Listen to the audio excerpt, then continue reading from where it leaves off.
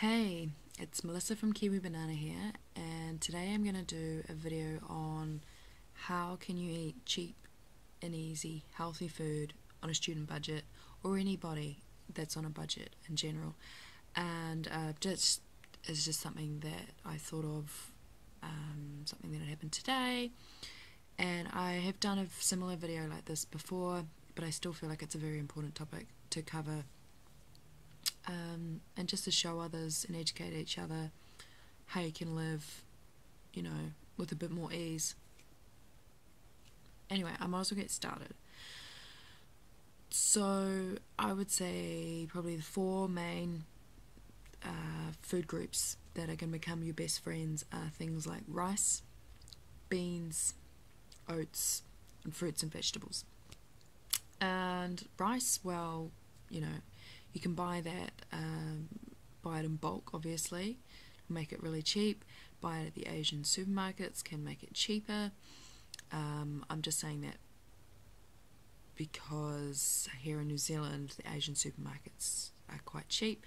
I don't know, you might be somewhere else in the world. There might be a different place that you could go to get very cheap rice or other sort of grains. And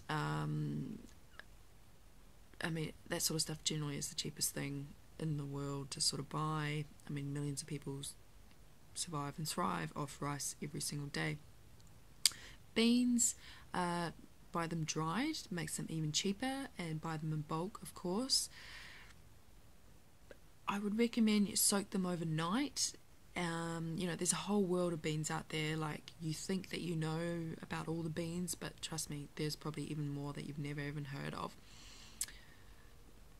I'd recommend always rinse your beans before and after cooking them. This will get rid of the gassiness that some people complain about when they eat beans. It's just like a coating that seems to be created on them. You wash them off and they're generally fine. Oh, and if you don't soak them before you cook them, if they're in the dried form, it will take much longer to cook them, and your flatmates might not be too happy with you when your power bill is increasing because you haven't had the stove on for so long to cook them. Oats, that is a pretty simple one, just buy them in bulk. And I guess that's just why would I recommend oats? It's like, well, it's a very quick thing you could make in the morning for breakfast. Oh yes, I must disclaim, I do eat these foods, however I eat, different amounts of it than maybe everybody else or some other people that you know. I quite like fruit, so I prefer to eat a lot of fruit during the day, and then maybe I'll eat some more cooked foods at night, but I don't need to really go into that too much for this video. So fruits and vegetables, I've got heaps of tips to do with fruits and vegetables, because at the end of the day, it doesn't matter whether you're an omnivore, vegetarian, a vegan, whatever diet you eat, fruits and vegetables are going to be the most important thing that you make sure you eat every single day. Like, that is number one, top importance.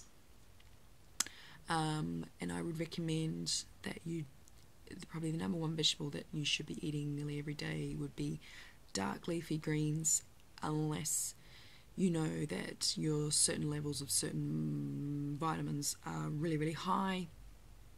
And I guess there's fruitarians out there that wouldn't consume even greens, but we won't go into that in this video.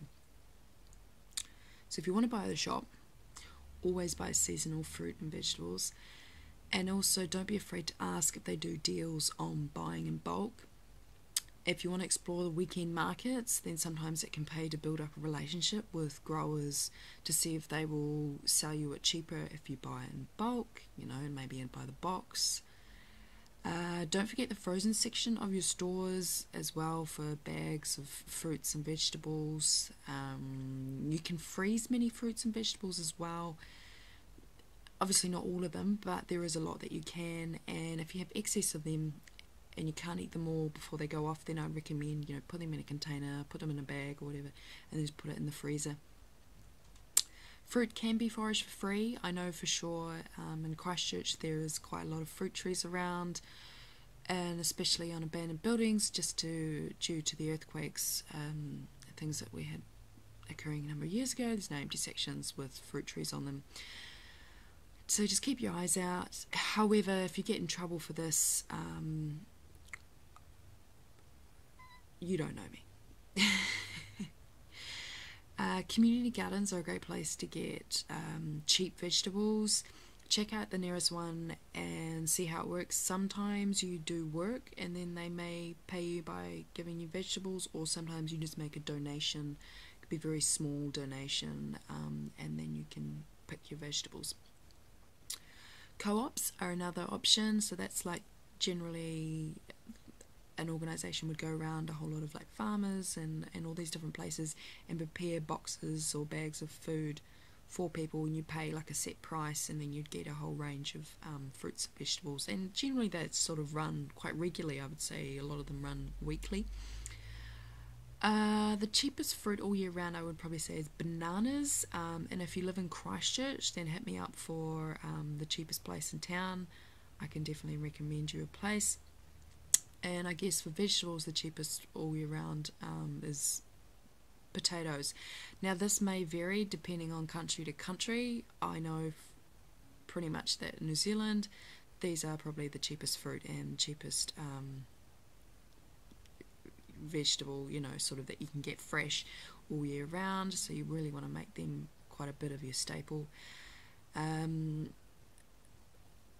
I should also disclaim, you know, if you're allergic to any of these foods, I do not recommend eating them, of course. And I know some people have certain intolerances to some foods. You may want to change it up. I know some people don't really like to eat white potatoes. They're part of the nightshade family, that sort of stuff. Then, you know, maybe you could, we call it kumara in New Zealand, but it's called, I think, sweet potato throughout the world. That's sort of what's known. So you can make small changes like that. Also, don't forget, if you've got a bit of space, in New Zealand a lot of people do tend to have a little bit of backyard space. They could actually grow some vegetables in it. I understand, depending on where you're living in the world and your situation, especially if you're living in a very highly populated city, it's probably unlikely that you're going to have that much space. But yeah, if you do have some space, then maybe you might want to grow some of your own. It's definitely a lot cheaper, you know, and if you have excess you can sell it, which then you make some money from. I guess other tips are probably around the fact that it's a good idea to buy the staple foods, you know, and if you're in a flatting situation, if you're a student, then you can buy it in bulk and split the cost. It does make it a lot cheaper. Sharing the cooking by creating a roster can really help. This is not something I've ever done myself because I've never shared the same food interests as any other flatmates, even before I was Omni. Before I was vegan. So I guess it really helps if you can live with people that have the same... Sorry, I was just checking out the lighting there. It's... Yeah, the same people, the people that have the same or similar food interests. Like I know a number of my friends like to live with, you know, if you are vegan, they like to live with other vegans, and that can really help with the whole food situation. I guess also making your meals in bulk. This is something I've always really done. So you can refrigerate and freeze. It can save you time as well, which is really, really good. Because a lot of times people use the excuse of, oh, I don't like to eat healthy food because it takes too much time to prepare, so I just go X, wherever X is, and get it already made. So the thing is, if you're well prepared, you can spend your time on doing a whole lot of meals at once. And you kind of just, I don't know, to me it just seems to come natural. I sort of seem to know how long certain things will take to cook, whereas I guess especially a lot of people who may be only new to like moving out of home, you know, especially if you're a student, you can be a little bit worried about how long things take to cook because you have no idea.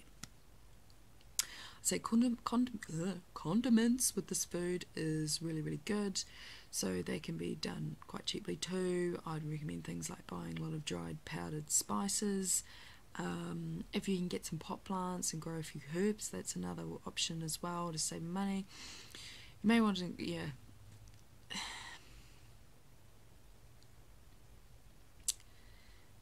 I guess this one's a little bit like, you may want to cut out certain things.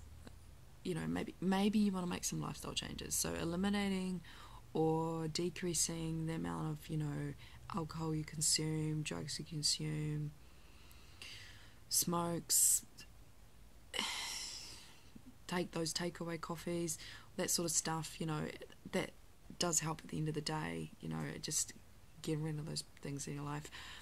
I don't know about you, but myself and many others I know don't necessarily find that those sort of things actually serve a really good purpose in life. Anyway, so what I'm trying to say is that you can eat a healthy, cheap food on, you know, on a student budget, on any kind of really tight budget, and it can be done, and the way that you do it is actually eating a whole food, plant-based diet. So yeah, that's my video. I know it's gone over just over 10 minutes. I'm really sorry, but I had a lot that I wanted to cover, and now the lighting's really bad. Oh, that's better. And yeah, let me know if you want any more tips, because I've got a lot and I really want to share them with people, you know, and if it helps the environment and the animals as well as helping people, then why not? And I hope you've done something that makes you happy today. See ya.